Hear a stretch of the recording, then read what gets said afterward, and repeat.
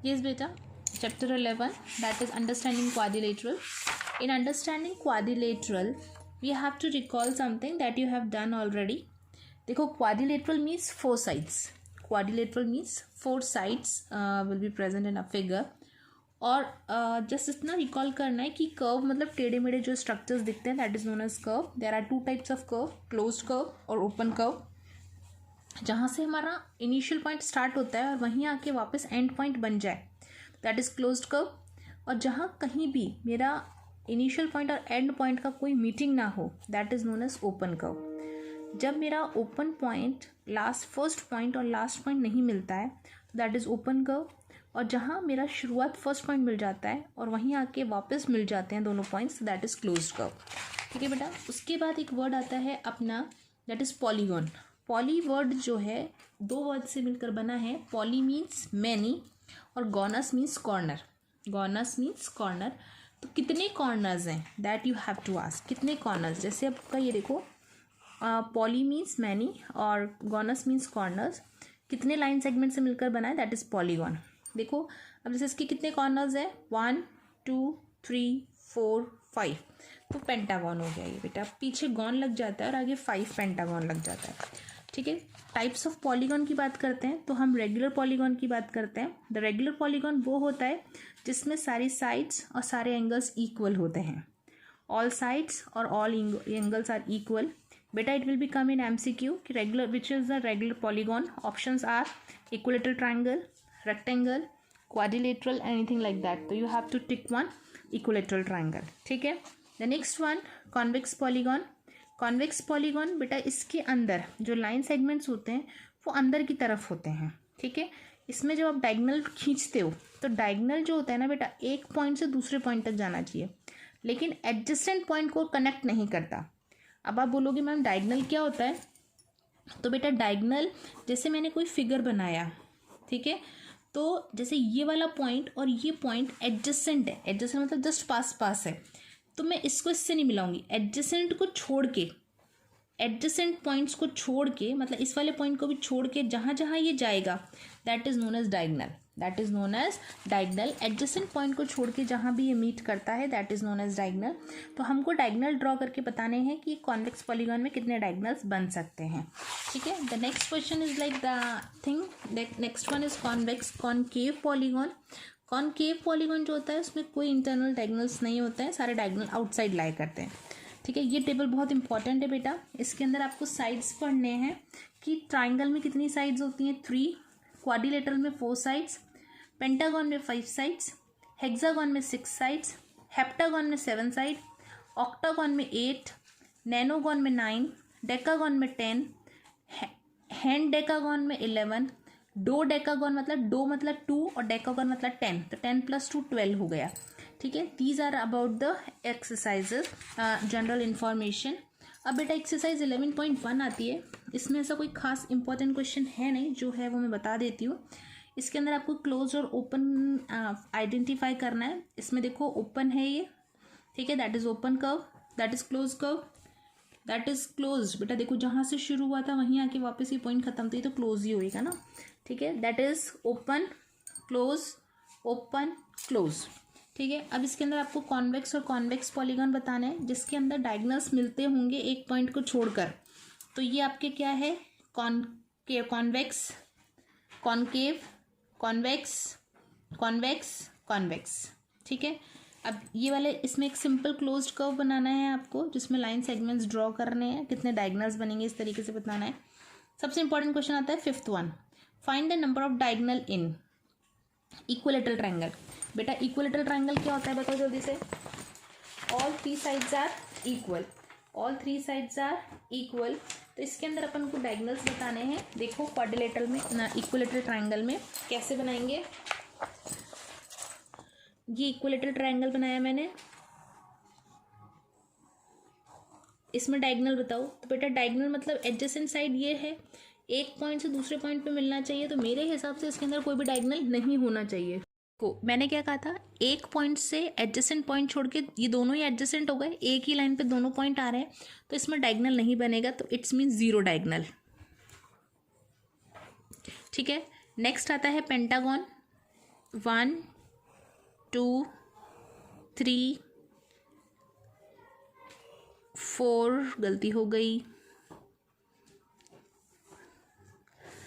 ये ऐसे बनेगा 1 2, अरे शिट ऐसे बनाना था। ठीक है बेटा, दैट द पेंटागन 1 2 3 4 5।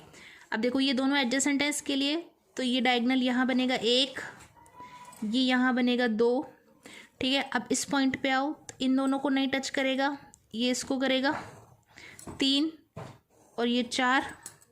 ठीक है, अब इस पे आओ, इसको टच नहीं करेगा, इसको टच नहीं करेगा, लेकिन एक बार ही यहाँ मिल गया तो एक बार ही यहाँ मिलेगा।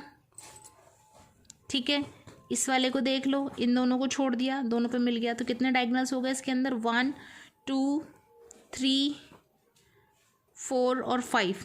कितने डायगोनल्स बन गए? 5 डायगोनल्स। ठीक है, हेप्टागन की बात करते हैं। हेप्टागन मतलब 1 2 3 4 हो गए, 5 6 और ये 7 साइड। ये स्केल से बनाओगे तो सही बन जाएगा। बेटा इस पॉइंट को ले लो, ये दोनों छोड़ दो, इस पॉइंट को मैच करो, इस पॉइंट को मैच करो, इधर भी आ जाएगा और ये इधर भी आ जाएगा।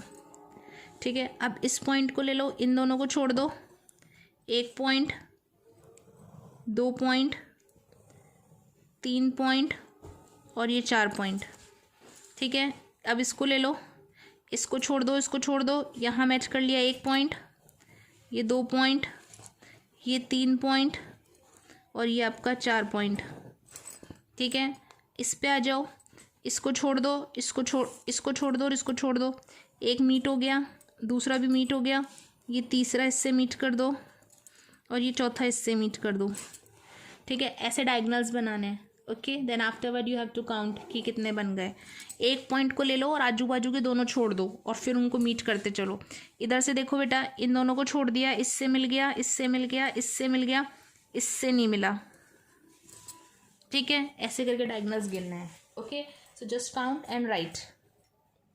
The last question number 8, that is important.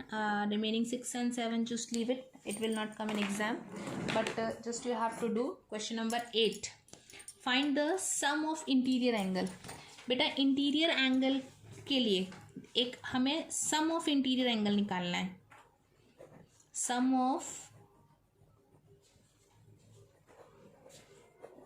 Interior angles है ना। तो देखो अब आपको साइड दे रखी है, दैट इज 4।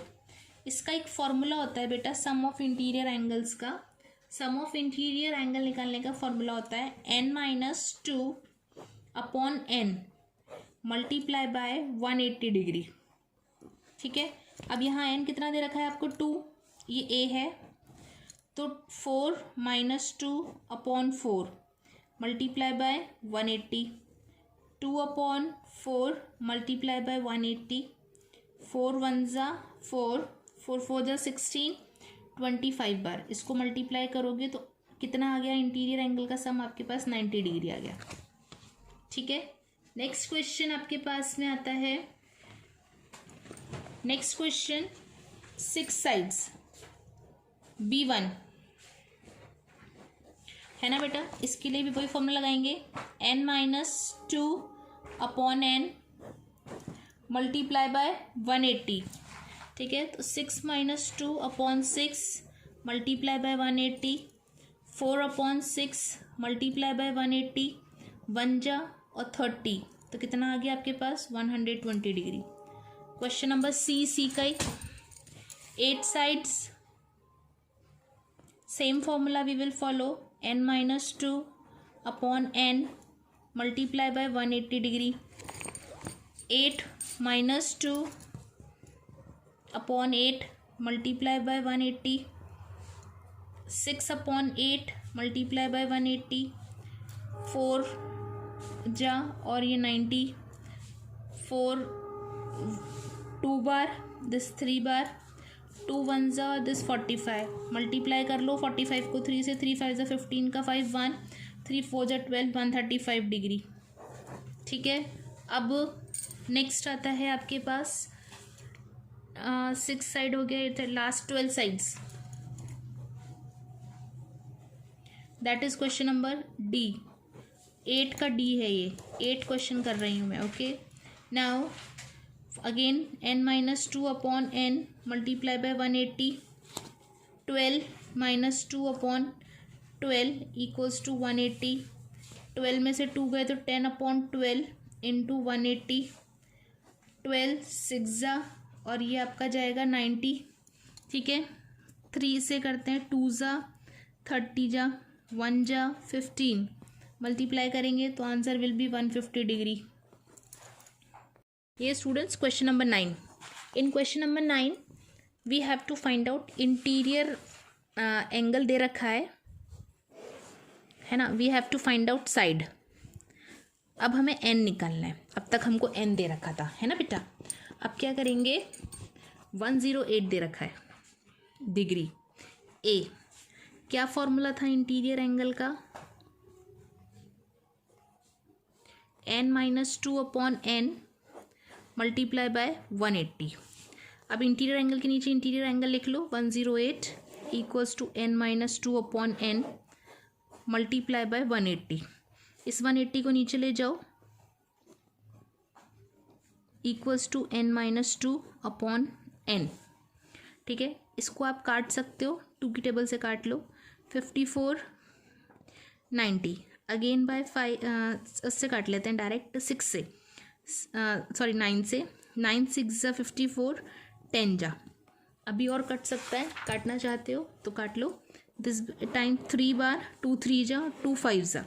तो देखो बेटा क्या करेंगे, 3 अपॉन 5 equals to n minus two upon N.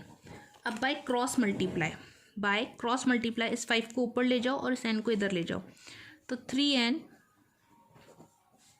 Bye cross multiply, तो 3n equals to 5n minus two, तो 3n equals to 5n minus two. अब इस 2 को इधर ले जाओ और इसको इधर ले आओ, तो 2 equals to 5n minus this 3n, तो 2 इक्वल्स टू 2n। ठीक है, अब n इधर छोड़ दो, 2 डिवाइडेड बाय 2, तो इट्स मीन 1। तो क्या साइड आ गई इसके अंदर, 1। ये तो गलत, देखो इधर बेटा गलती कर दी है यहाँ पर। 3n इक्वल्स टू 5n, इसको मल्टीप्लाई किया 5n और ये 5 टू द 10 आएगा यहाँ पर। ठीक है, तो 5 टू द 10, यहाँ पर आप 10 रखो, यहाँ आप 10 रखो, यहाँ 10 डिवाइडेड बाय 2, तो n इक्वल्स टू 5 आएगा। Okay, we will do one more then we will understand. ठीक है, सेकंड देखो, एंगल दे रखा है 120 डिग्री का। फॉर्मूला है हमारा interior angle equals to n minus two upon N multiply by 180 degree. Interior angle आपको 120 डिग्री दे रखा है, n minus two upon N है ना। तो ये जो 180 है, 180 को नीचे ले आओ, 120 अपॉन 180 equals to n minus two upon N. ये 0 से ये 0, ये 6 से काटते हैं, ये 2 बार और ये 3 बार, वही 2 अपॉन 3 आ रहा है, तो 2 अपॉन 3 equals to n minus two upon N. Cross multiply इसको इससे और इसको इससे, 2n equals to 3n minus 6। बेटा 6 को इधर ले जाओ, 2n को इधर ले जाओ, 6 equals to 3n minus 2n, तो n इक्वल्स टू कितना आ गया आपके पास, 6 साइड आ गई। ठीक है, द नेक्स्ट वन 140 डिग्री दे रखा है आपको एंगल। इंटीरियर एंगल का फॉर्मूला लगाएंगे, equals to n minus two upon N multiply by 180। ठीक है, इंटीरियर एंगल कितना है, 140 डिग्री लिख लो।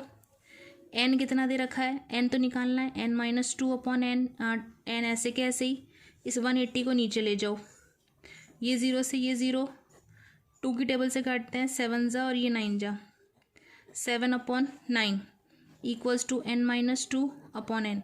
इसको ऊपर और इसको यहाँ, 7n equals to 9n minus two, 7n equals to 9n minus 9 2 जा 18, बेटा वही, इसको यहाँ ले जाओ, इसको यहाँ ले जाओ, माइनस 7n, तो 18 इक्वल्स टू 2n, n यहाँ रख लो, 18 डिवाइडेड बाय 2, तो ये 9 आएगा। तो कितनी साइड आ गई? 9। लास्ट बचता है 160 d। क्या फॉर्मूला होता है? Interior angle equals to n-2 upon n multiply by 180। Interior angle की जगह इंटीरियर एंगल लिख लो, n कितना नहीं पता, मल्टीप्लाई बाय 180। 180 को नीचे ले आओ 160 के, ये 0 से ये 0, 2 की टेबल से 2 8 जा और 9 जा, 8 अपॉन 9 equals to n-2 upon n, ये यहाँ जाएगा, ये यहाँ जाएगा, तो ये हो गया आपका 8n equals to 9n-2, 8n equals to 9n minus 9 2 जा 18, वही चीज़ बेटा, इसको वहाँ ले जाओ, 18 equals to 9n minus 8n, तो n आएगा खाली और साइड कितनी आ गई आपकी? 18।